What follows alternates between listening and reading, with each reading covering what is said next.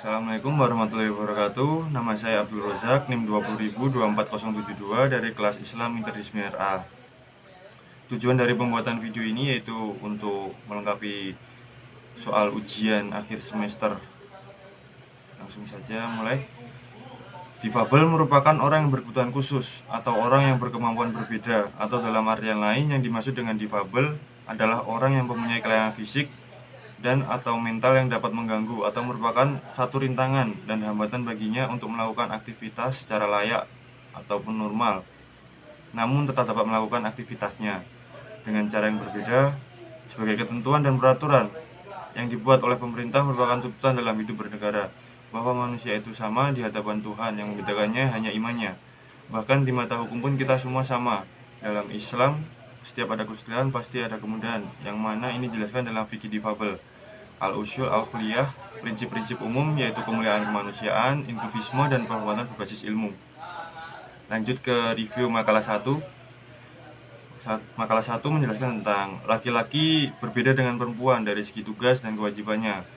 Seperti laki-laki yang mempunyai tugas untuk melindungi perempuan dan mempunyai kewajiban untuk memberi nafkah. Begitulah fitrah penciptaan laki-laki dan perempuan yang diciptakan untuk saling melengkapi. Secara kodrat, perempuan berbeda dengan laki-laki, karena laki-laki diciptakan dengan kekuatan fisik yang lebih besar ataupun lebih kuat dibanding perempuan. Maka dari itu, menjadikan laki-laki itu sebagai pemimpin yang akan melindungi perempuan.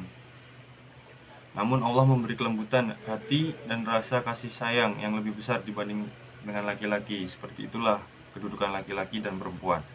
Kelebihan makalah tersebut yaitu menurut saya pribadi, makalah tersebut cukup jelas, lengkap, dan mudah untuk dipahami. Kekurangan makalahnya yaitu lebih dirapikan lagi dalam penyusunannya.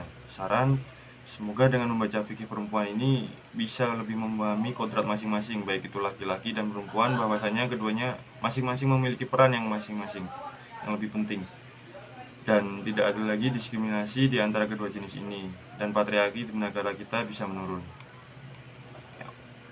Review makalah 4.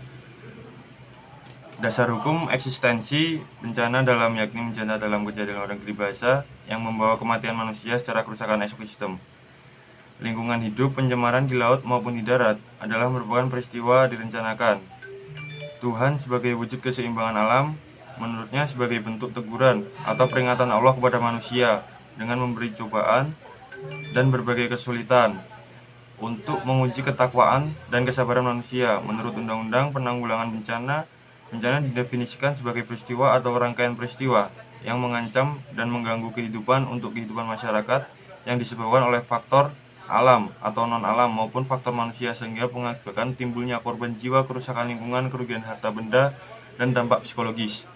Kelebihan makalah dari kelompok 4 yaitu menurut saya makalah ini bagus dan singkat. Kekurangan makalah yaitu kurang jelas dalam penjelasannya. Saran, semoga dengan makalah ini memahami fikih kebencanaan dengan mudah dan cepat untuk dipahami. Lanjut ke makalah review ke makalah 3. Isi makalah dari kelompok 3 ini menjelaskan, berdasarkan kajian di atas, dapat disimpulkan bahwa fuqaha dalam kitab-kitab klasiknya telah mengkaji secara serius terkait korupsi dengan berbagai istilah yang secara konseptual memiliki titik temu dan sekaligus titik beda. Syarikah, riswah, gulul, gasab, intikab, ikhtikas, ahlusud, dan khianah adalah kata kunci utama dalam kajian ulama fikih klasik dalam konteks korupsi di Indonesia. Pemberantasan korupsi di Indonesia dapat ditempuh melalui beberapa jalur hukum dan politik, jalur budaya, dan jalur agama, baik berupa peringatan, penjara, sampai hukuman mati. Kelebihan makalah yaitu menurut saya makalah ini menjadi lengkap sehingga cukup jelas untuk dipahami dan dibaca oleh pembaca. Kekurangan makalah yaitu masih ada kata-kata yang salah dalam pengetikan, kurang ringkas. Ya. Terima kasih dari saya. Assalamualaikum warahmatullahi wabarakatuh.